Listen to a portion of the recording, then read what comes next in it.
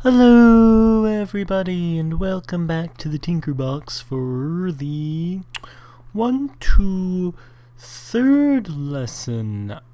Or second? Third. 1, 2, 3. Yes, the 3rd lesson in the Redstone basics.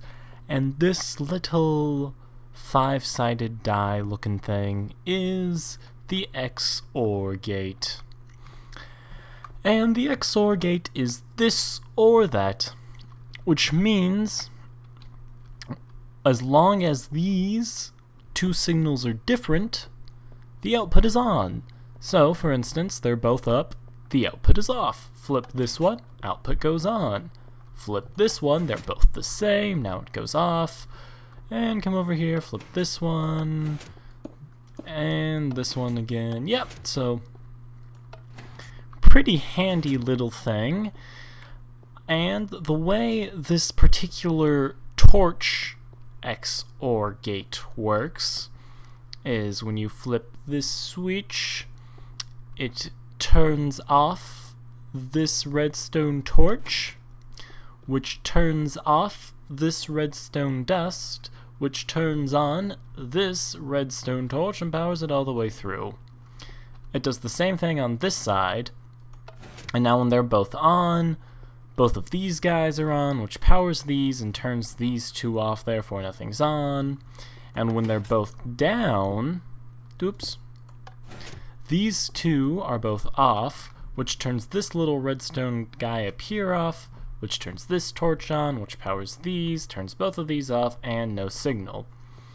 So simple build, wool, torch, wool, wool, redstone on top of that, wool, and when I say wool, it can be any block. I'm just saying wool because that's what's here. You repeat that on the other side.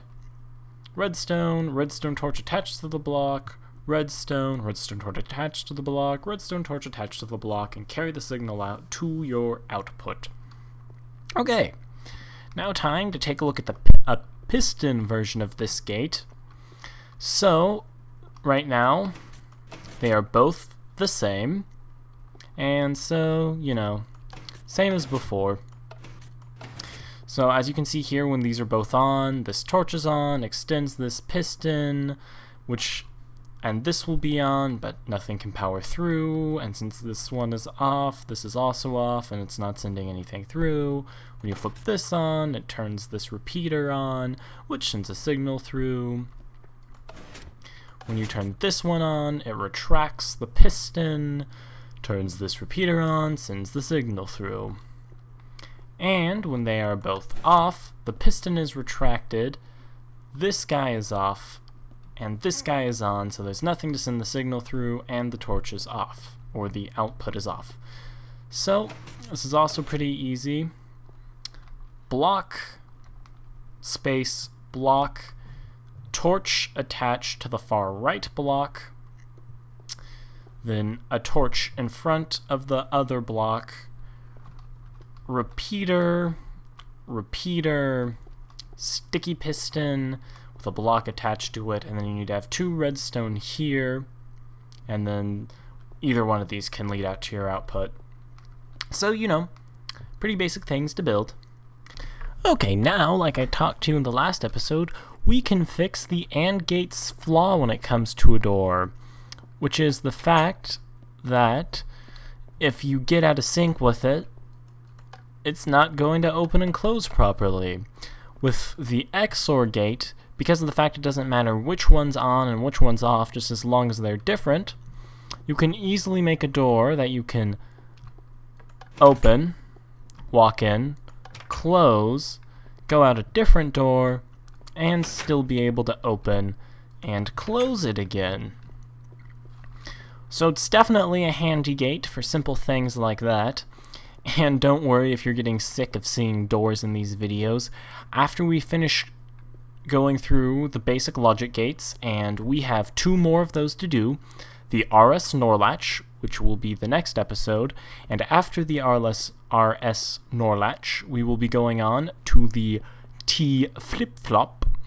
And after those 2, you'll have most of everything you need to go out and start building things. So, no worry, better things to come.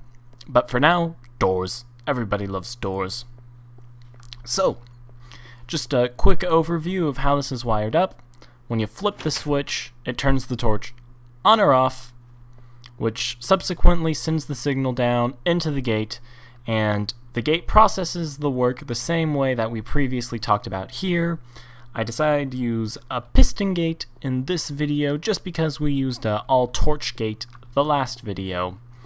And then it does the same thing over here. Flip it, turns the redstone torch on or off depending, sends it through, and the gate will process it as we discussed earlier. And finally, you get over here and the redstone is sent out and over to the door. And these, you might be wondering why these two blocks are here, and that is so that the redstone signal doesn't jump right here,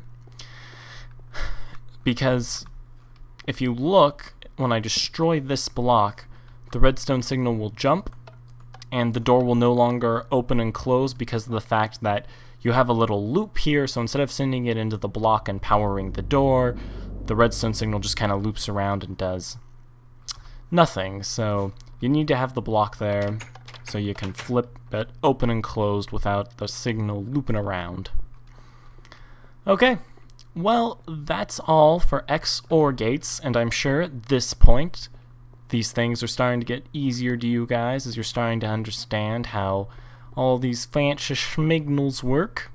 So, I hope you've enjoyed this video, and go out and build yourself something that's not a door with the XOR gate, and post it in the video comment section video response section. I don't care what it is, but post it. I want to see the silly things that you guys are doing. And remember, practice is the only way you're going to get better at this. So go out there and build something with the XOR gate, even if it's just, you know, a light. Make a light with the XOR gate. That is my homework challenge to you. Well, this is the Koala in the suit saying, toodles.